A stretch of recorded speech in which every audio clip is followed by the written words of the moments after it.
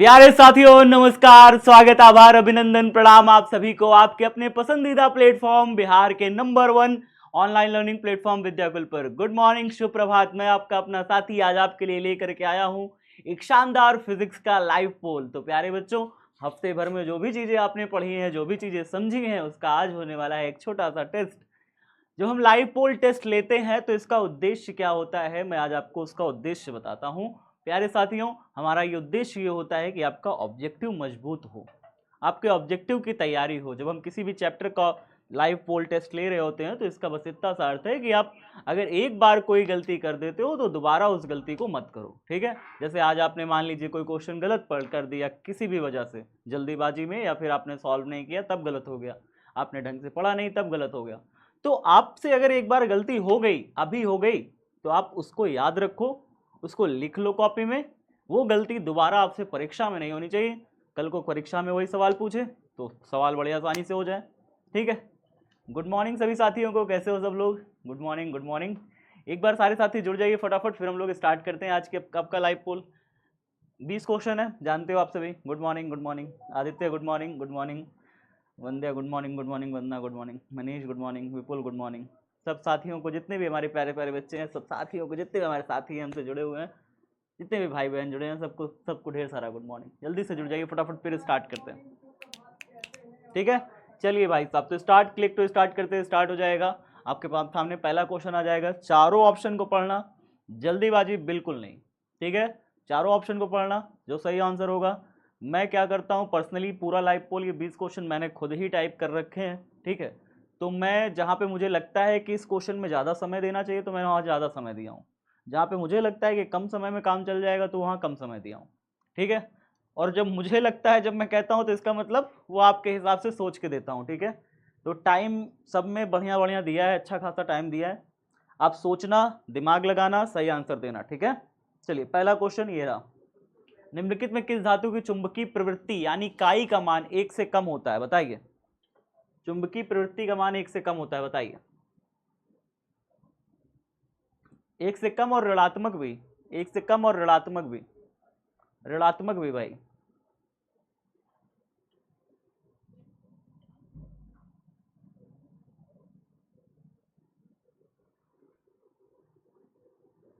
काफी बच्चे बी और सी में कंफ्यूज हैं। क्या देखो, बी और सी में कंफ्यूजन इतनी ज्यादा कि प्रतिचुंबकीय को आंसर नहीं लगाकर अनुचुंबकीय को आंसर लगा दिया। कल पढ़ाया था, कल की क्लास में कौन कौन बच्चे ने नहीं ली क्लास? कल की क्लास में कौन कौन बच्चे नहीं थे? निश्चित ही आपने कल की क्लास नहीं पढ़ाई करी है, इसीलिए आपको याद नहीं है ना।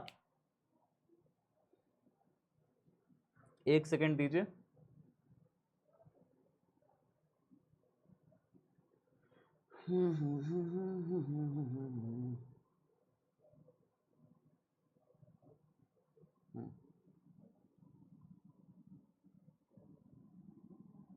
एक मिनट दे, एक सेकंड दीजिए, बस बस एक सेकंड, बस एक सेकंड, बस हो गया, ठीक है। हाँ, अब जो है बताइए भाई साहब, इतने बच्चों ने गलतियां करी हैं, ऐसे कैसे चलेगा? नेक्स्ट क्वेश्चन आ रहे हैं, नेक्स्ट क्वेश्चन पे आ रहे हैं, बताइए जल्दी से। नेक्स्ट क्वेश्चन पे आ रहे हैं। नेक्स्ट क्वेश्चन, निम्नलिखित में किसकी चुंबकशीलता अधिक होती है? किसकी चुंबकशीलता अधिक होती है, बताइए। प्रतिचुंबकीय, लौ चुंबकीय, अनुचुंबकीय, अर्धचालक। चुंबकशीलता किसकी अधिक होगी? आप बता सकते हो चुंबकशीलता किसकी अधिक होगी?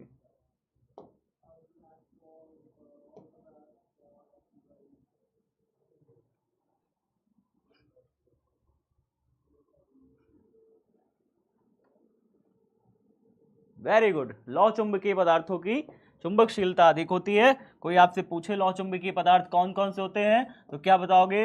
निकिल, आयरन और कोबाल्ट। निकिल, आयरन और कोबाल्ट, ठीक है। निकिल क्या होता है? निकिल भी एक प्रकार का लौ चुंबकीय पदार्थ है। आयरन मतलब Fe कहीं लिखा रहे, Fe भी एक प्रकार का क्या है? लौ चुंबकीय पदार्थ है। कोबाल्ट, ये 3 एग्जाम्पल आप याद रखिएगा, ठीक है। लौ चुंबकीय पदार्थों में बिल्कुल सही आंसर था आपका, किनकी अधिक होती है। चलिए नेक्स्ट क्वेश्चन आपके सामने आ रहा है, नेक्स्ट क्वेश्चन बताइए फटाफट। नेक्स्ट क्वेश्चन बताइए। पृथ्वी के चुंबकीय ध्रुवों पर नति कोण का मान कितना होता है? चुंबकीय ध्रुवों पर नति कोण का मान कितना होता है?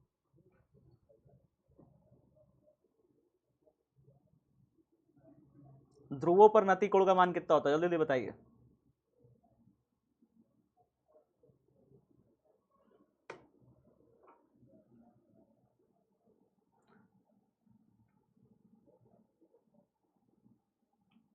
वेरी गुड, ध्रुवोपनति कोण का मान 90 डिग्री होता है। नेक्स्ट क्वेश्चन देखते हैं, बताइए जल्दी से। चुंबकीय यामोत्तर और भौगोलिक यामोत्तर के बीच का कोण कहलाता है, क्या कहलाता है भाई? चुंबकीय यामोत्तर और भौगोलिक यामोत्तर के बीच का कोण क्या कहलाता है? यामोत्तर जानते हैं ना, एक ऊर्ध्वाधर तल जो कि अक्षों से होकर के गुजरता है, उसे हम यामोत्तर कहते हैं, है ना।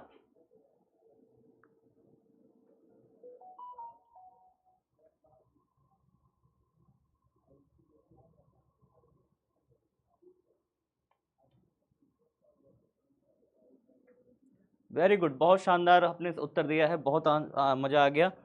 एक बार बताइए फटाफट जल्दी से, सब बच्चों को समझ में आ गया? ठीक है, चौथा के बाद 5वां नंबर क्वेश्चन आने वाला है।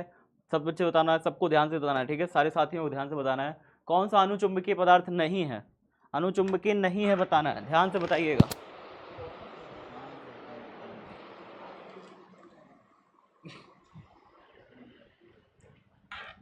सारे साथी जल्दी जल्दी बताइए, ध्यान से बताइए, ठीक है।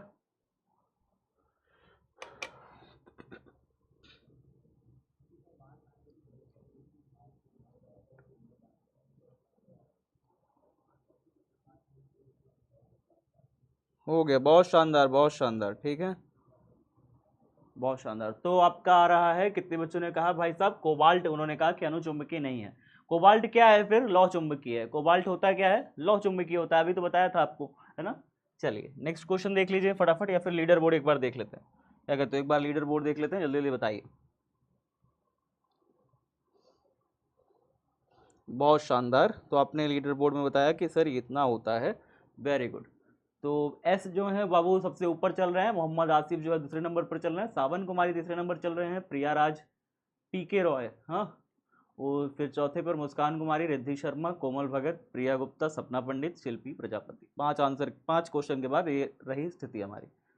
नेक्स्ट देखते हैं, अगला क्वेश्चन हमारे पास आने वाला है, सबको ध्यान से सोच के बताना है। नेक्स्ट क्वेश्चन बताइए, तांबा होता है, तांबा क्या होता है? तांबा क्या होता है बताइए।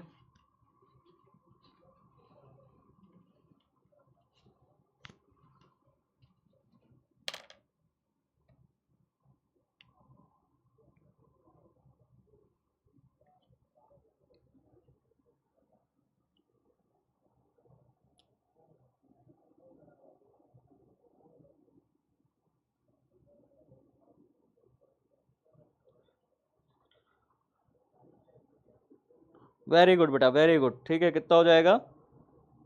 बहुत शानदार, ठीक है, तो इतना आप सभी बच्चों को समझ में आ गया है, ठीक है। नेक्स्ट क्वेश्चन आप सबके सामने आने वाला है, कॉपी पेन निकाल लीजिए, क्योंकि अब अगला क्वेश्चन जो है वो आपका क्या है? अगला क्वेश्चन आपका है न्यूमेरिकल है, ठीक है। तो कॉपी पेन अगर नहीं निकाले हैं तो कॉपी पेन निकाल लीजिए, फिर से कहूँगा, ठीक है। अगला क्वेश्चन क्या होने वाला है आपसे? न्यूमेरिकल होने वाला है, ठीक है। और cos 60 और cos 30 की डिग्री की वैल्यू भी याद रखिएगा, क्योंकि हो सकता है काम दे जाए, ठीक है, हो सकता है आपको काम दे जाए। बहुत शानदार। चलिए तो अगला क्वेश्चन करें, तैयार अगले क्वेश्चन के लिए? सारे साथी अगले क्वेश्चन के लिए तैयार? एक बार कमेंट बॉक्स में बताइए सब लोग तैयार हैं। तो मैंने टाइम अच्छा खासा 1 मिनट का दिया है, कोशिश करिएगा गलत मत करिएगा। चलिए नेक्स्ट क्वेश्चन, ये 4/√3 लिखा है, वो 4√3 लिखा है, 4/√3 लिखा है, बताइए जल्दी से क्या होगा सही आंसर?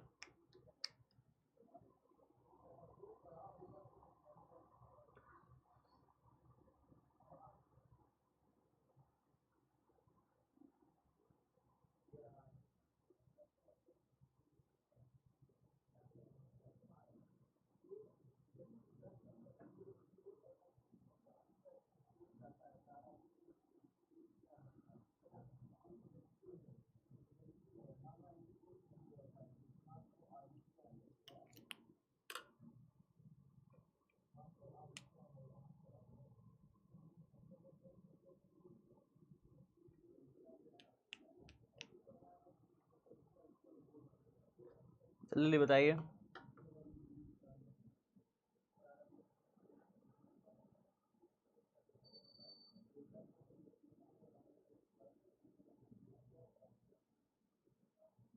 काफी बच्चों ने सी ऑप्शन मार दिया टिक। चलिए देखते हैं इसका आंसर, सही आंसर क्या आता है, देखते हैं इसका सही आंसर क्या आता है। एक स्थान पर नमन और पृथ्वी के चुंबकीय क्षेत्र का क्षैतिज घटक दिया हुआ है 60 डिग्री। नमन मतलब कि आपका थीटा का एंगल दिया हुआ है, थीटा एंगल दिया हुआ है 60 डिग्री, और यहाँ पे क्षैतिज घटक यानी कि बी एच हॉरिजेंटल कंपोनेंट दिया हुआ है। कितना दिया है हॉरिजेंटल कंपोनेंट? होता है बी ई कॉस थीटा होता है, ये होता है। बी एच का वैल्यू हमें दिया हुआ है 4×10⁻⁻5 बराबर बी ई इंटू में कॉस थीटा। कॉस थीटा का वैल्यू कितना होगा? Cos 60 degree. कॉस 60 डिग्री का मान कितना होता है आपके हिसाब से? कॉस 60 का मान होता है आपके हिसाब से 1/2 होता है। तो यहाँ पे जो दो गुणा भाग में है, इधर जाएगा तो गुणा हो जाएगा, 4 दूनी 8 हो जाएगा, 8×10⁻⁻5 हो जाएगा। ये बीई की वैल्यू आ गई। आ गई कि नहीं आ गई बीई की वैल्यू? हाँ आ गई। हमें क्या निकालना है? उदग्र घटक चाहिए। हमें क्या चाहिए? उदग्र घटक। उदग्र घटक माने क्या होता है? उदग्र घटक, ठीक है। बीवी चाहिए। बीवी बराबर होता है बीई साइन थीटा, ये होता है। बीई का वैल्यू तो हमें पता चल गया ना, बीई का वैल्यू है 8×10⁻⁻5, और साइन थीटा का वैल्यू कितना हो जाएगा? साइन 60। साइन 60 का वैल्यू होता है √3/2। बताइए ये समझ में आया कि नहीं? थीटा बराबर 60 डिग्री दिया हुआ है, और क्या दिया हुआ है? इतना, ये क्या दिया हुआ है? ये दिया है क्षैतिज घटक। क्षैतिज घटक माने हॉरिजेंटल कंपोनेंट। हॉरिजेंटल कंपोनेंट याद है सबको? क्या होता है फॉर्मूला हॉरिजेंटल कंपोनेंट का? बी एच बराबर बी ई कॉस थीटा होता है। यही होता है ना, बी एच बराबर बी ई कॉस थीटा। क्षैतिज घटक ये होता है, क्षैतिज घटक ये होता है। ये क्षैतिज है, ये क्षैतिज घटक है। और क्षैतिज घटक का हमें क्या मान दिया हुआ है? बीएच का वैल्यू हमें तो ये दिया हुआ है, तो हमने बीएच की जगह देके ये रख दिया, क्योंकि हमें प्रश्न में दिया हुआ था क्षैतिज घटक। बीई इंटू में कॉस थीटा। कॉस थीटा मतलब कॉस 60। कॉस 60 का मान कितना होता है? कॉस 60 का मान बताइए कितना होता है? 1/2 ना होता है। तो फिर उसके बाद यहाँ पे 2 भाग में उधर जाएगा, गुणा हो जाएगा, 4 दूनी 8, 8×10⁻⁻5 बीई आ गया मेरे पास। अब जब बीई आ गया मतलब अर्थ का चुंबकीय क्षेत्र आ गया। यहाँ से क्वेश्चन ये भी बन सकता था कि पृथ्वी का चुंबकीय क्षेत्र बताइए, तो आपका आंसर तब ये हो जाता अगर पृथ्वी का चुंबकीय क्षेत्र पूछ लेता तो।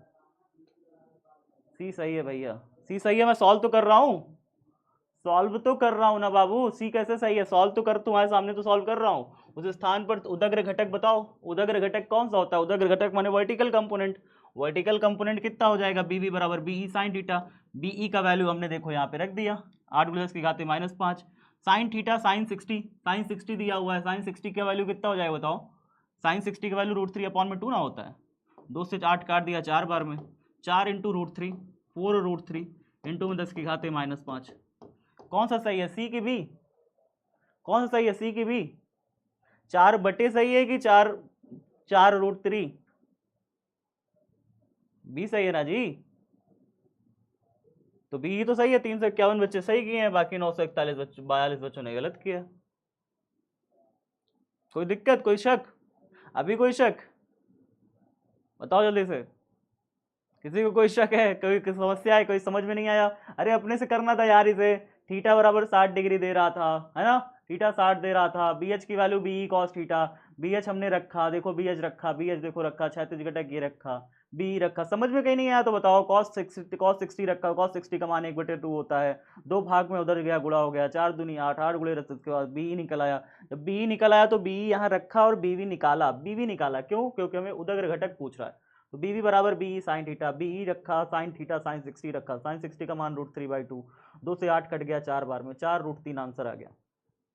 सॉल्व करो हल्के हल्के क्वेश्चन को, कोशिश करो, आदत डालो। इसलिए मैंने इसको 60 सेकंड दिया था, 1 मिनट पूरा दिया था। बात समझ में आ रहा है? सी गलत था, सी सही नहीं था। सी ये तो 4/3 लिखा है ना। ये क्या लिखा है? 4/3, 4/√3, सॉरी 4/√3 ×10⁻⁻5। ये तो ये कैसे सही होगा? ठीक है चलो नेक्स्ट क्वेश्चन देखो, नेक्स्ट क्वेश्चन देखो, नेक्स्ट क्वेश्चन देखो। बी सही था, सी सही नहीं था। नेक्स्ट क्वेश्चन बताइए। ये क्वेश्चन बहुत शानदार क्वेश्चन है। 1 मिनट से ज्यादा समय मैंने इसे दिया है। 1 मिनट से ज्यादा समय मैंने इसे दिया है क्योंकि ये शानदार बहुत है। पढ़िए जरा इसे, सारे बच्चे इसे पढ़िए फटाफट, कोशिश करिए। ये 2 क्वेश्चन बहुत शानदार थे, इन्हें कोशिश करके देखिए।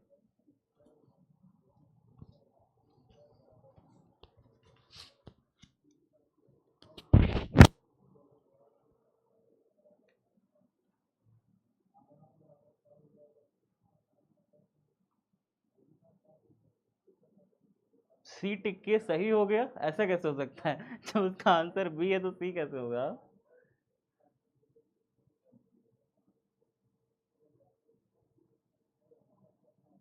गुरु कह रहे हैं सी टिक के सही हो गया, ऐसा कैसे होगा भाई? इसको बताओ क्या होगा सही आंसर इसका?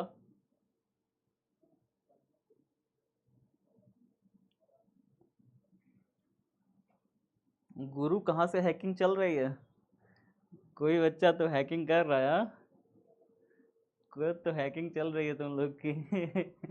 ये लीडर बोर्ड हैकिंग कर लियो क्या जी? हाँ हाँ हाँ।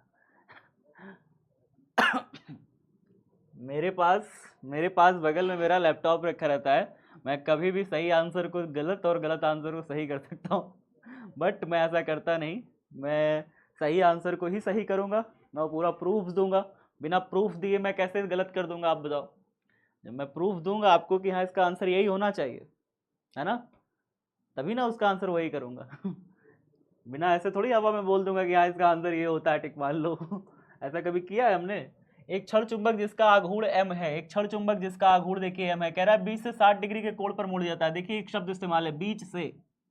अगर एक क्षण चुंबक है, ध्यान से देखिएगा, कल्पना करिए, ध्यान से देखिए, यहाँ पे एक क्षण चुंबक है, इसका ध्रुव सामर्थ्य मान लेते हैं -m है, इसका ध्रुव सामर्थ्य मान लेते हैं +m है। इनके ध्रुवों के बीच की दूरी, अगर ये सेंटर है तो आधी दूरी l हो जाएगा, और आधी दूरी कितना हो जाएगा? l हो जाएगा। इस तरीके से क्षण चुंबक होगा, यानी ध्रुवों के बीच का दूरी कितना होगा? 2l होगा, है ना।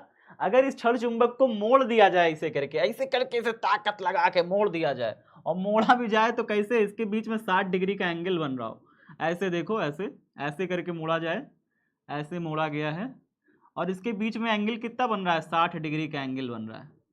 देख रहे हैं? देख रहे हैं कैसे मोड़ा गया? यही चुंबक हुआ ऐसे था, इसको ऐसे करके ऐसे मोड़ दिया गया, 60 डिग्री का एंगल बन गया। तो ध्यान से देखिए कैसे मुड़ा, मोड़ दिया गया और 60 डिग्री का एंगल बन गया। तो भाई साहब मैं इसको जो है ना, इस चुंबक को मैं ऐसे मान लेता हूँ, 60 डिग्री का एंगल बना है ना, मैं इसको ऐसे मान लेता हूँ भाई, ये ऐसे और ये ऐसे मोड़ दिया, ठीक है, इस तरीके से ऐसे मैंने मोड़ दिया, ऐसे ऐसे बीचों बीच से मोड़ा है। यहाँ पे देखिए शब्द इस्तेमाल है, बीच से 60 डिग्री पर मोड़ा जा रहा है, इसके बीच में 60 डिग्री का एंगल तो बन रहा है। तो अगर बीचों बीच से मोड़ा जा रहा है तो आधी लंबाई इधर एल हो जाएगी, आधी लंबाई इधर एल हो जाएगी। जानी सी बात है ना, बीचों बीच से अगर आप इसको मोड़ दे रहे हो और यहाँ पे 60 डिग्री एंगल बन जा रहा है, पहले बेचारा स्ट्रेट था, अब इसको आपने ऐसे ऐसे करके बीचों बीच से मोड़ दिया, तो फिर भाई साहब इसकी आधी दूरी ये एल हो जाएगी, आधी लंबाई, और आधी लंबाई ये वाली एल हो जाएगी, इस तरीके से हो जाएगी। बताइए हो जाएगी कि नहीं हो जाएगी? कहोगे सर बिल्कुल हो जाएगी, है ना। तो फिर यहाँ पे ये वाला जो ध्रुव सामर्थ्य है -m, वो कहीं यहाँ पे होगा चुंबक का, ये -m ध्रुव सामर्थ्य यहाँ हो जाएगा, और ये वाला ध्रुव सामर्थ्य यहाँ पे इस सिरे पर आ जाएगा, +m यहाँ आ जाएगा। जब कभी ऐसी सिचुएशन होगी तो आपको अब अगर चुंबकीय द्विध्रुव आघूर्ण निकालना है, पहले मोड़ने से पहले चुंबकीय द्विध्रुव आघूर्ण कैपिटल M बराबर क्या होगा? स्मॉल m इंटू 2l होगा।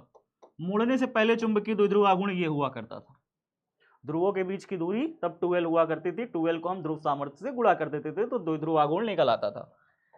अब इसको मोड़ने के बाद जो इसका द्विध्रुव आघूर्ण आएगा वो कितना हो जाएगा? ध्यान से देखना बेटा, मोड़ने के बाद ध्रुवों के बीच की दूरी आप बता सकते हो कितनी होगी? ध्रुवों के बीच की दूरी अब कितनी हो जाएगी? ध्रुवों के बीच की दूरी नहीं बता पाओगे? देखो जब दो भुजाएं ऐसे, सम्मुख भुजाएं ऐसे इस तरीके से क्या होती है? समान होती है ना, तो त्रिभुज का एक नियम है, ये देखो त्रिभुज बन गया, ये देखो क्या बन गया? त्रिभुज। ध्रुवों के बीच की दूरी को अगर आप ऐसे मिला दोगे तो ये बन जाएगा त्रिभुज। जब भी ऐसा कोई त्रिभुज होता है कि भाई ये वाली एल और ये वाली एल होगी, दोनों भुजाएं ऐसे बराबर होंगी, तो इनके सम्मुख कोण भी आपस में बराबर होते हैं। आपने हाई स्कूल में पढ़ रखा होगा कि त्रिभुज की दो भुजाएं अगर बराबर है तो उसके सम्मुख कोण भी आपस में क्या होते हैं? बराबर होते हैं। तो अगर ये 60, ये एल है, ये भी एल है, तो इसके सामने वाली जो थीटा एंगल है वो भी 60 हो जाएगा, ये भी 60 हो जाएगा, सब मिला के 60 60 60 एक समबाहु त्रिभुज बना लेंगे।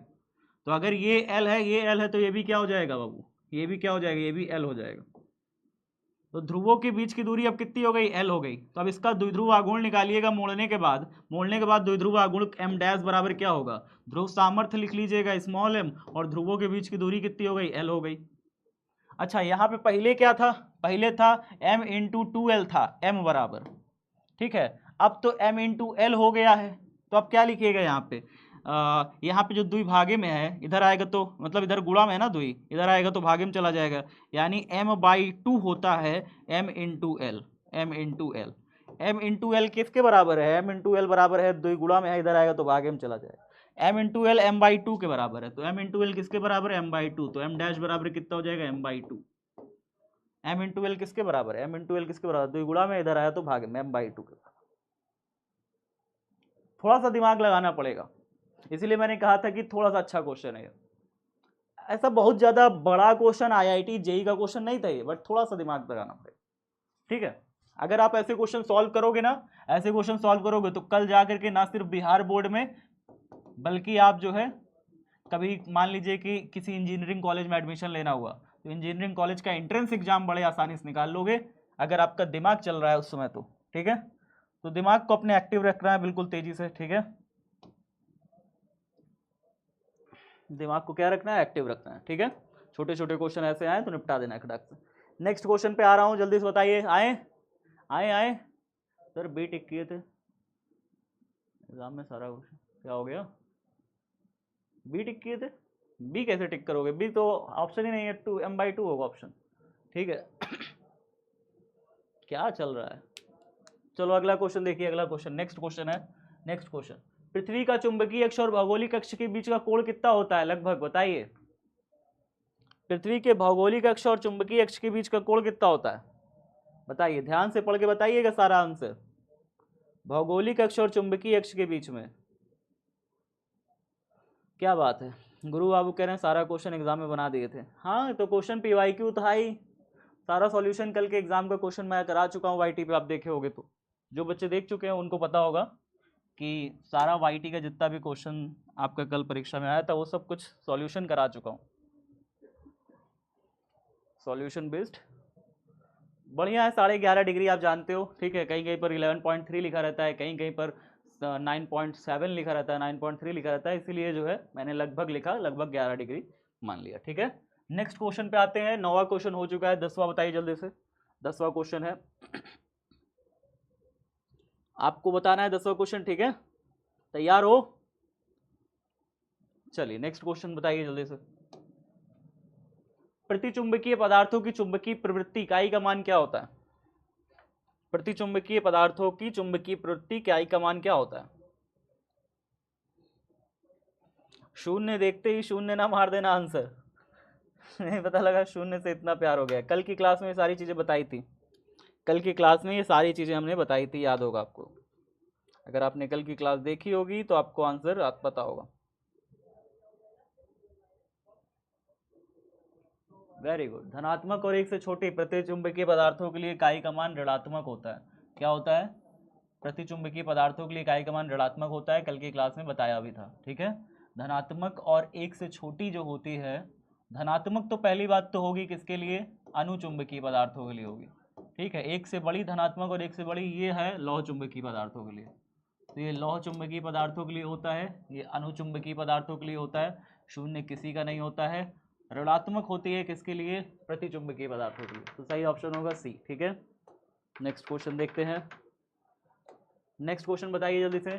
ध्रुव प्राबल्य स्मॉल m से निर्वात r में दूरी पर होना चाहिए यहाँ पे कायदे से, निर्वात में r दूरी पर चुंबकीय क्षेत्र का मान होता है, बताइए जल्दी से। निर्वात में r दूरी पर चुंबकीय क्षेत्र का मान होता है, बताइए फटाफट, जल्दी जल्दी बताइए। ध्रुव प्राबल्य स्मॉल m से, ध्रुव प्राबल्य स्मॉल m जानते हैं, मतलब एक ऐसे एक ही ध्रुव है नॉर्थ पोल। अब बताइए इससे r दूरी पर चुंबकीय क्षेत्र की तीव्रता। वेरी गुड, 808 बच्चों ने बिल्कुल सही बताया।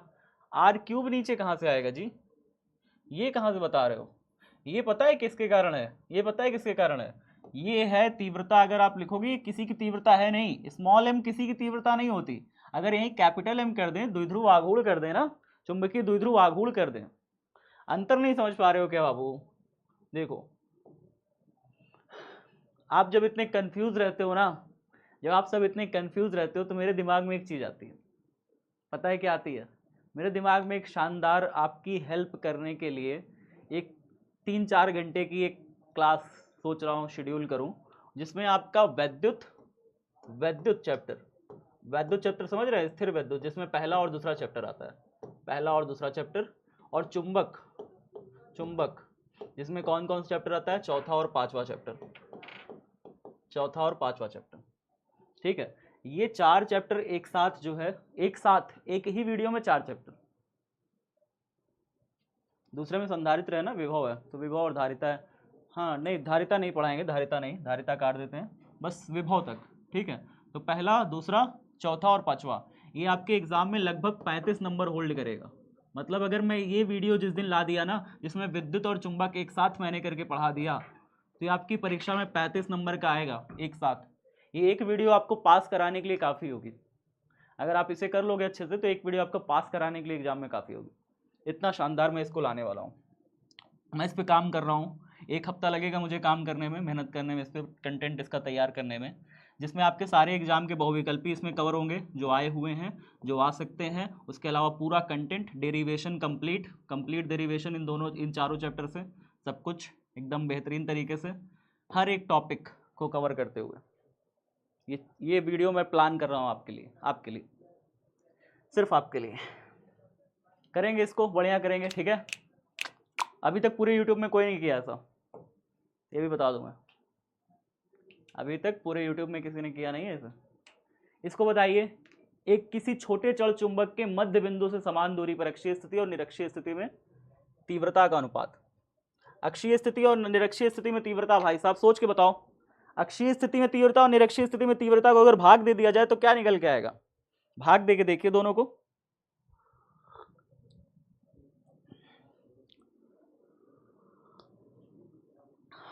हमसे कोई चाय मत मांगना, हम देंगे नहीं। ये मत सोचना हम चाय दे देंगे। क्या बात है, क्या बात है, क्या बात है, बहुत शानदार, बहुत बढ़िया। भैया आम खाइएगा। आम इस सीजन में तो आम अभी खाए नहीं है, लेकिन खाएंगे, चिंता मत करो। किसी दिन किसी छोटे छड़ चुंबक के मध्य बिंदु से समान दूरी पर। अच्छा, आप अक्षीय स्थिति में जब आप तीव्रता देखे थे, निकाले थे, आपको याद होगा। अक्षीय स्थिति से जब आप तीव्रता निकाले थे ना, तो अक्षीय स्थिति का जो तीव्रता आया था वो ये आया था, आपको याद होगा, μ0/4 आया था, और क्या आया था, 2m/r³ आया था। और निरक्षीय स्थिति में जब तीव्रता देखते हैं ना, निरक्षीय स्थिति में तो आया था μ0/4 और क्या आया था, m/r³ आया था। जब इन दोनों को अगर मैं डिवाइड कर दूंगा तो ये कट जाएगा ना, r³ कट जाएगा, ऊपर बचेगा 2m, नीचे बचेगा m, ऊपर बचेगा 2m, नीचे बचेगा m, 2m से m कट जाएगा, नीचे बचेगा 1, तो 2:1 आएगा। बस यही बचेगा। जब अक्षीय और निरक्षीय स्थिति के फॉर्मूले दोनों आपस में रख के डिवाइड मार दोगे, अनुपात निकाल लोगे दोनों का, 2:1 आएगा। बस बी नंबर सही था, ठीक है। नेक्स्ट क्वेश्चन देखते हैं। 13वां नंबर क्वेश्चन क्या है भाई? 13वां नंबर क्वेश्चन क्या है, पहले एक बार देख लिया जाए। चलिए सही। बताइए, 13वां नंबर पे आ जाइए जल्दी से। ध्रुव प्रबलता का एसआई मात्रक क्या होगा? ध्रुव प्रबलता का एसआई मात्रक जल्दी से बताइए। ध्रुव प्रबलता का एसआई मात्रक, ध्रुव प्रबलता मतलब ध्रुव सामर्थ्य, स्मॉल m। ये सब कंसेप्ट क्लियर होगा। ये सब कंसेप्ट को क्लियर करके मैं एक बहुत ही मेगा क्लास सोच रहा हूँ प्लान करने के लिए। मतलब वो आपके 35 नंबर एग्जाम में दे के जाएगी यार, ऐसी क्लास मैं बना रहा हूँ। एक इकलौती क्लास, दो चैप, मतलब उसको पढ़ लोगे और ये आप लाइट वाला सेक्शन जो है ना, लाइट वाला सेक्शन पढ़ लोगे भाई, 50 नंबर पूरा। लाइट वाला सेक्शन जो लाइट वाला चैप्टर है, और मेरी ये वाली क्लास जो आने वाली है, 2 क्लास देख लोगे, 50 नंबर पूरा भाई। एग्जाम में इससे बाहर कुछ नहीं आएगा।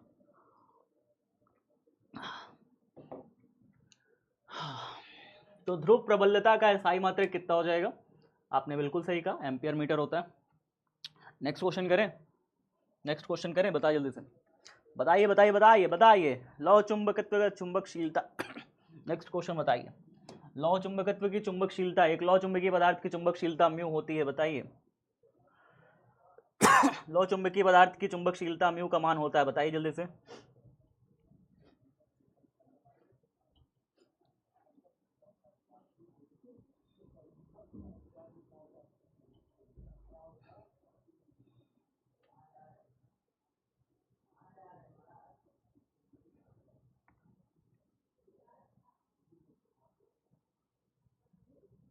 वेरी गुड, ठीक है।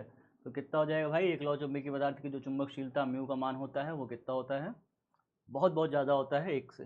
मतलब सब बच्चों ने कल की क्लास देखी जरूर है, बिना कल की क्लास देखे सही आंसर कैसे दे दोगे? तो देखे तो हो, बट गलतियां कर रहे हो फिर भी। जब चुंबकीय क्षेत्र की तीव्रता को चौगुना बढ़ाया जाता है तो लटकती हुई चुंबकीय सुई का आवर्तकाल क्या हो जाएगा? ध्यान से सोच के बताइएगा। चुंबकीय क्षेत्र की तीव्रता को चौगुना बढ़ा दिया जाता है तो लटकती हुई चुंबकीय सुई का आवर्तकाल कितना हो जाएगा?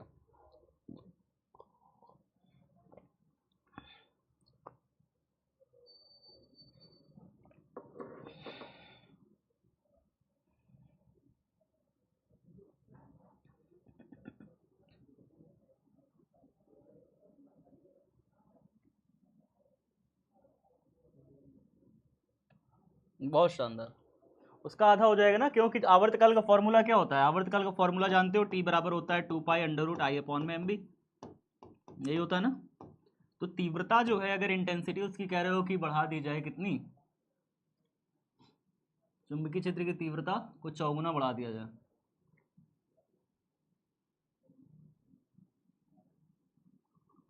चौगुना बढ़ा दिया तो कितना हो जाएगा? चौगुना बढ़ा दिया तो कहाँ गया, कहाँ गया, कहाँ गया?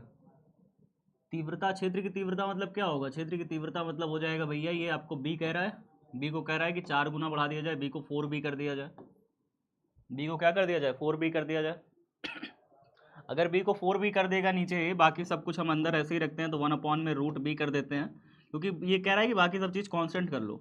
क्वेश्चन में कह नहीं रहा मतलब, लेकिन जब भी ऐसा कोई क्वेश्चन बने ना जिसमें ये 3 पद हैं, ये तो ऐसे ही ऑलरेडी कांस्टेंट है, बस 3 पद हैं, लेकिन सिर्फ चुंबकीय क्षेत्र की तीव्रता की बात कर रहा है। आवर्तकाल का फॉर्मूला चुंबकीय क्षेत्र की तीव्रता से बात कर रहा है, बाकी इन दोनों से कोई लेना देना कह नहीं रहा कि कुछ है।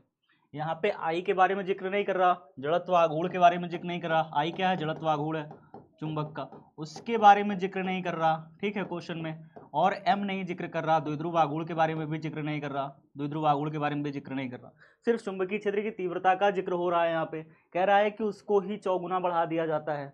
तो ये सब चीज को कांस्टेंट मान करके ऐसे लिख लोगे equation, R T directly proportional to 1/√b। बात समझ में आ रहा है? सिर्फ बी की बात हो रही है तो सिर्फ ऐसे लिख लोगे। अच्छा, जब 4b कर दिया जाएगा तो कितना हो जाएगा बताओ? पहले इतना था, अब b की जगह उठा के 4b कर दो, तो t dash directly proportional to कितना हो जाएगा? 1/√b की जगह लिख दो 4b। तो 4 से बाहर रूट का कितना निकल आएगा? 4 से बाहर रूट का कितना निकल आएगा आप बताओ? 2 निकल आएगा कि नहीं? तो कितना हो जाएगा? t अनु डैश अनुक्रमानुपाती है 1/2√b, सॉरी b, तो 1/, ये b है, ठीक है, √b, 1/ में 4 से बाहर निकल गया 2√b, और 1/√b किसके बराबर है? t के बराबर है, तो इसकी जगह रख दिया t, तो कितना हो गया? t डैश हो गया अनुक्रमानुपाती 1/2t, सॉरी ये ऊपर जाएगा, 1/√b की वैल्यू t है ना, तो 1/√b की वैल्यू 1/√b की वैल्यू यहाँ से t हो जाएगी, t/2, यानी कितना हो जाएगा? t/2 कितना होता है? आधा होता है। t/2 कितना होता है? आधा होता है। t/4 कितना होगा? 1/4, लेकिन यहाँ पे t/2 आ रहा है, t/2 मतलब आधा हो जाएगा। तो बात समझ में आई कैसे होगा? बात समझ में आई कैसे होगा? ऐसे कोई भी क्वेश्चन आए तो उसमें अब गलती नहीं होगी, पहले बताओ मेरे जितने भी शेर हो, पहले बताओ, ऐसे कोई भी क्वेश्चन आएंगे उसमें गलती होगी? नहीं होगी। अगर कहा जाता चुंबकीय द्विध्रुव आघूर्ण दुगना कर दिया जाए, अगर कहा जाता चुंबकीय द्विध्रुव आघूर्ण दुगना कर दिया जाए, बताओ आवर्तकाल पे क्या प्रभाव पड़ेगा? आवर्तकाल पे क्या प्रभाव पड़ेगा? तो आपका आंसर होता तब भी आधा हो जाता। द्विध्रुव आघूर्ण दुगना करते तब भी दुगना करते तो √2 हो जाता। अगर इसको दुगना करते तो दुगना में फंसा रह जाता ना अंदर, इसीलिए चौगुना किया गया। चौगुना क्यों किया गया? कि 4 से बाहर आके √2 निकल आएगा बाहर ना, 4 से √2 बाहर निकल आएगा, ठीक है। तो अगर चौगुना बढ़ा दिया जाए द्विध्रुव आघूर्ण को भी, तब भी हमारा आवर्तकाल क्या हो जाएगा? आधा हो जाएगा, तब भी हमारा आवर्तकाल आधा हो जाएगा। तो याद रखिएगा इस सब चीजों को। नेक्स्ट क्वेश्चन आ रहा है आपके सामने, बताइए फटाफट। चुंबकीय आघूर्ण का एसआई मात्रक बताइए क्या है? इसको अपडेट किए थे यार, सॉरी यार, याद करो इसे। इसमें पहला नंबर ऑप्शन जो है ये है, पहला नंबर JMT है, JM टेस्ला है। पहला नंबर JM टेस्ला है,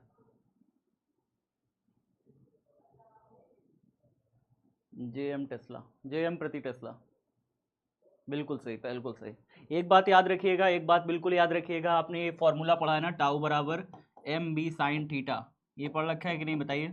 सब बच्चों ने ये पढ़ रखा है ना? अगर साइन थीटा की वैल्यू में कुछ भी रख करके यहाँ पे 1 कर दूँ, साइन 90 कर दूँ तो 1 हो ही जाएगा, है ना? तो टाउ बराबर बनेगा mb बचेगा, ठीक है। टाउ का वैल्यू आप पता है क्या होता है? टाउ का वैल्यू, टाउ का मात्रक क्या होता है? टाउ का मात्रक जूल हो सकता है, आपको बता दूं। टाउ का मात्रक क्या हो सकता है? जूल भी हो सकता है। वैसे तो टाउ जो होता है बल आघूर्ण, इसका मात्रक होता है न्यूटन मीटर। टाउ का जो मात्रक होता है वो होता है न्यूटन मीटर, लेकिन न्यूटन मीटर जो होता है कार्य का भी मात्रक होता है, कार्य का भी मात्रक होता है बल गुणे विस्थापन से न्यूटन मीटर। इसीलिए टाउ का एक मात्रक जूल भी होता है, ठीक है। तो m इंटू में b जो हो गया ये टेस्ला हो गया इसका मात्रक। m का मात्रक तो हमने कुछ नहीं रखा, अभी m का हमें पता नहीं है, तो m को हमने m ही रखा। b जो है चुंबकीय क्षेत्र, उसका मात्रक टेस्ला हो गया। तो टेस्ला गुणा में इधर आएगा, भाग में चला जाएगा, तो m का एक मात्रक ना द्विध्रुव आघूर्ण का एक मात्रक क्या होता है, जूल प्रति टेस्ला भी होता है, याद रखिएगा ये चीज।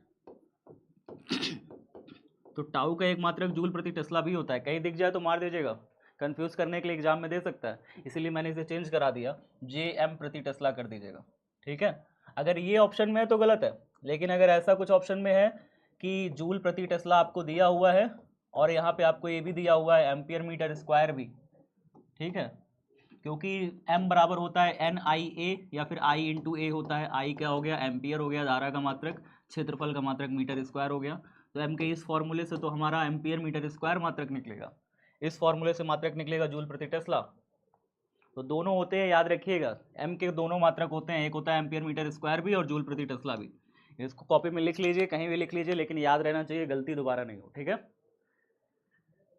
वैसे गलती आपने की नहीं, बस मैं जानकारी के लिए बताना चाहता था, ये ऑप्शन सेम हो गया था इसलिए मैंने चेंज कर दिया कि जे जूल मीटर प्रति टेस्ला अगर होगा तो ये गलत होगा, लेकिन अगर यही जूल प्रति टेस्ला होता तो बिल्कुल ये भी सही होता, ठीक है। चलिए नेक्स्ट क्वेश्चन बताने जा रहा हूँ, ध्यान से देखिए। लोहे का परमाणु है, लोहे का परमाणु क्या है बताइए, लोहे का परमाणु क्या होता है?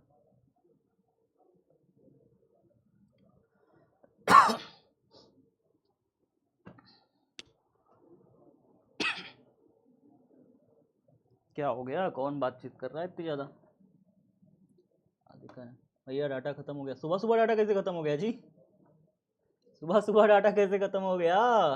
क्या कर रहे थे सुबह से, कुछ तो कर रहे थे दया, सुबह सुबह डाटा कैसे खत्म? नेक्स्ट क्वेश्चन, चलो आगे जल्दी से बताओ। यदि चुंबक M को लंबाई के दो भागों में विभक्त कर दिया जाए तो एक टुकड़े का आघूर्ण होगा, चुंबकीय आघूर्ण की बात कर रहा है, आपको याद होगा दो भागों में अगर चुंबक को विभक्त कर देंगे तो हर एक टुकड़े का चुंबकीय आघूर्ण कितना हो जाएगा, आप सोच के बताइए।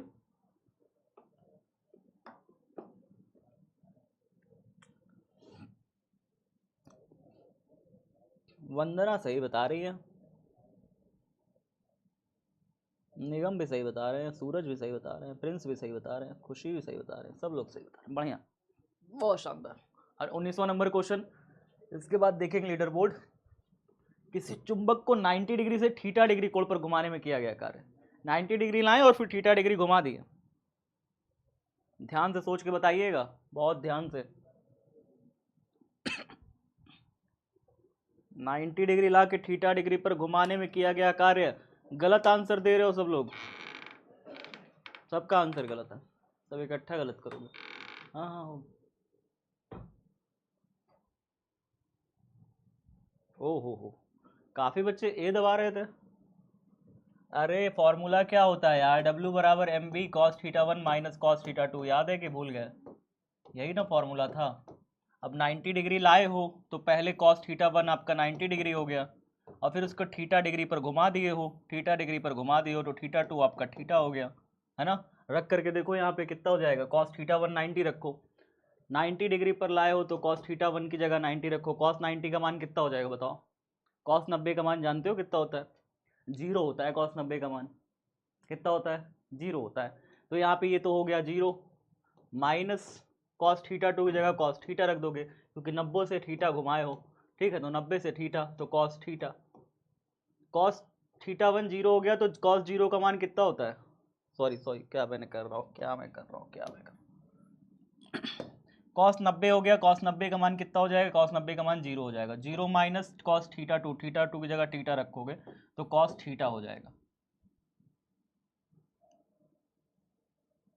ये क्वेश्चन गलत दिया है क्या? ये क्वेश्चन का आंसर गलत दिया था क्या? ये क्वेश्चन का जब मैं आंसर चेक करा था ना, सॉरी साथियों, ये क्वेश्चन का आंसर जब मैं चेक करा था तो मेरे दिमाग में ये था कॉस 0 डिग्री। ओ मेरे दिमाग में इसका, जब मैं इसको बना रहा था ना तो मेरे दिमाग में ये था कि कॉस 0 डिग्री इसका यहाँ पे होना चाहिए। तो ये आंसर, ये जो आंसर दिए वो 770 बच्चे, ये आंसर तब सही होगा, ये आंसर तब सही होगा MB1 माइनस कॉस थीटा, जब ये कैसा रखा हो, 0 पर रखा हो, 0 डिग्री पर रखा हो और इसे थीटा एंगल घुमा दिया जाए, ये तब होगा। क्योंकि अगर ये 90 से थीटा घूमेगा ना, 90 से थीटा, अगर ये पहले 90 रखा गया है और फिर थीटा घूम जाएगा, फिर थीटा घूम जाएगा, तो फिर इसका कुछ मान अलग आएगा, 90 कॉस 90 का मान 0 हो जाएगा और कॉस थीटा टू का मान थीटा हो जाएगा। इस क्वेश्चन को बनाते समय मेरे दिमाग में कुछ चीज़ें दूसरी थी शायद। तो ये हो जाएगा माइनस का एम बी कॉस थीटा आ जाएगा, माइनस का एम बी कॉस थीटा आएगा साथियों इसका आंसर, माइनस का एम बी कॉस थीटा। इस हिसाब से, जिस हिसाब से ये कहा है कि 90 से थीटा घुमाया जाए, जिसका आंसर आएगा माइनस का एम बी कॉस थीटा आ जाएगा। ठीक है, इस हिसाब से। बट अगर यही कहा जाता डी ऑप्शन तब सही होता हमारा, डी ऑप्शन तब सही होता जब अगर मैं इसे कहता कि भाई साहब 0 से कितने एंगल पर घुमा दिया जाए, मान लो 0 डिग्री पर लेटा हुआ है और 0 डिग्री से मैं इसे थीटा एंगल घुमा दूँ, तो यहाँ पे कॉस 0 हो जाता, कॉस 0 का मान हो जाता 1, कॉस 0 का मान होता 1 और फिर यहाँ पे थीटा हो जाता। अगर 0 से थीटा घुमाते तब ये सही होता। ठीक है, समझ में आया कि नहीं? क्वेश्चन समझ में आया कि नहीं? क्वेश्चन समझ में आया कि नहीं? अब निकाल लोगे, कभी गलती तो नहीं करोगे दोबारा। मैं इस क्वेश्चन को बना रहा था तो मेरे दिमाग में कुछ और चल रहा था, मैं इसको सोच रहा था 0 से थीटा घुमा रहे हैं। ठीक है, इसी वजह से मैंने ऑप्शन इसका डी सेट कर दिया था। इसके लिए मैं क्षमा प्रार्थी हूँ, मैं क्या कर सकता हूँ। चलिए नेक्स्ट क्वेश्चन देखते हैं, नेक्स्ट एंड लास्ट जल्दी से देखिए। किस स्थान पर पृथ्वी के क्षैतिज और उदग्र अवयव क्रमशः बी एच और बी वी है, उस स्थान पर नमन कोण थीटा का मान होगा। क्षैतिज और उदग्र अवयव बताइए।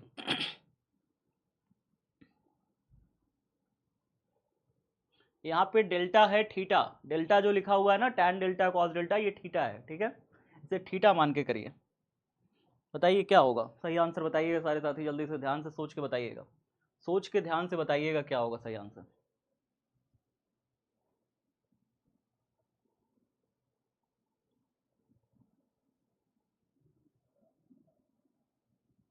बहुत शानदार आपने आंसर दिया। आप सभी को पता है कि जो बी एच होता है ना, हॉरिजॉन्टल कंपोनेंट, वो होता है बी ई कॉस थीटा, याद होगा आपको। ठीक है, और बी वी जो होता है वो होता है बी ई साइन थीटा, ये आपको याद है। अगर मैं इसको नीचे इसके लिख करके डिवाइड मार दूँ, बी वी बटे बी एच कर दूँ, इसको भी इसके नीचे लिख करके डिवाइड मार दूँ, तो ये बी ई से बी ई कट जाता है। बी वी बटे बी एच कितना हो जाता है बताइए? बी वी बटे में बी एच हो जाता है हमारा sine theta cos theta tan theta के बराबर। चूंकि यहाँ डेल्टा लिखा हुआ है, नमन, नमन देखिए यहाँ डेल्टा से डिनोट किया गया है, तो यहाँ पे डेल्टा लिख देंगे, उसमें क्या है, बी वी बटे बी एच बराबर मेरा आता है कितना, टैन और किसमें डेल्टा, इस तरीके से बी एच इधर भाग में उधर जाएगा, गुणा हो जाएगा, तो बी वी बराबर हो जाएगा बी एच टैन डेल्टा, कुछ इस तरीके। ठीक है, बात समझ में आ गया? तो मेरा ऑप्शन कौन सा था? बी नंबर बिल्कुल सही है, बी नंबर बिल्कुल सही है। डन है, खत्म कहानी, खत्म कहानी, खत्म कहानी। तो आज की कहानी यहीं पे खत्म होती है। आप सभी को उम्मीद करता हूँ क्वेश्चन बड़े अच्छे लगे होंगे, क्वेश्चन अच्छे लगे होंगे। हाँ, रिकॉर्ड क्लास देख रहे थे भैया। चलिए ठीक है, अब देखिए, देखते हैं आज के हमारे टॉपर कौन थे। तो रिद्धि शर्मा आज हमारी टॉपर रही हैं 4518 अंकों के साथ। रिद्धि के लिए जोरदार तालियां हो जाए। ठीक है, हमारे टॉपर चेंज हुए आज पहली बार एस नाम का एक बच्चा था, वो टॉप नहीं किया है, तो टॉपर बदल गए हैं। रिद्धि शर्मा क्लास की आज की टॉपर है, इनके लिए तालियां। बाकी सारे बच्चे जिन्होंने लीडर बोर्ड पर आए, जो अच्छा कर रहे थे, लगातार सही आंसर दे रहे थे, ठीक है, उनके दिमाग में सही आंसर चल रहा था। देखो, टॉप करना ना करना क्लास में वो अलग बात है, बोर्ड में टॉप करना वो अलग बात है। अगर आप यहाँ टॉप नहीं कर पाते हो तो तुरंत जो है, जो भी चीज़ आपके पास रखी है, दीवार है, दीवार में मुक्का मारो जाके और कहो कि मैं बोर्ड में टॉप करके दिखाऊंगा, जो करना हो कर लो। जा करके दीवार में मुक्का मारो और खुद से कहो मैं बोर्ड में टॉप करके दिखाऊंगा। ठीक है, तो जब ये जुनून आ जाए, जब ये खुद पे विश्वास आ जाए कि मेहनत करेंगे और करके दिखाएंगे, तो फिर भाई साहब कोई चीज़ मायने नहीं रखती। ठीक है, यहाँ तो सीखने के लिए था चीज़ें, यहाँ बस इसलिए ये चीज़ें कराई जाती हैं ताकि आप वो गलतियाँ बोर्ड परीक्षा में ना करो। तो यहाँ जो टॉपर है वो तो बहुत अच्छी बात है, लेकिन जो टॉपर नहीं है वो बिल्कुल निराश नहीं हो रहा है। उनके लिए मौका है कि अब सीख लिया है, इसका आंसर ये होता है, बोर्ड में आएगा ना तो सही मार के दिखाएंगे। बात समझ में आ गई? चलिए फिर मिलते हैं अगली कक्षा में। तो सब साथी अपना ख्याल रखिए, पढ़ाई करते रहिए अच्छे से। आप सबके लिए एक शानदार लेक्चर प्लान कर रहा हूँ, बहुत शानदार लेक्चर, 35 नंबर का बोर्ड परीक्षा में आएगा। यकीन मानिए 4 घंटा का होगा, लेकिन ऐसा लेक्चर पूरे यूट्यूब पर मिलेगा नहीं दोबारा, गारंटी के साथ कह सकते हैं। ठीक है, तो उसके लिए मेहनत भी कर रहे हैं, 1 हफ्ते से लगे हैं। अगले हफ्ते आपको संडे को मिलेगा ये लेक्चर, YT पे ही मिलेगा, YT पे मिलेगा। ठीक है, बाय बाय, टेक केयर, ख्याल रखिएगा।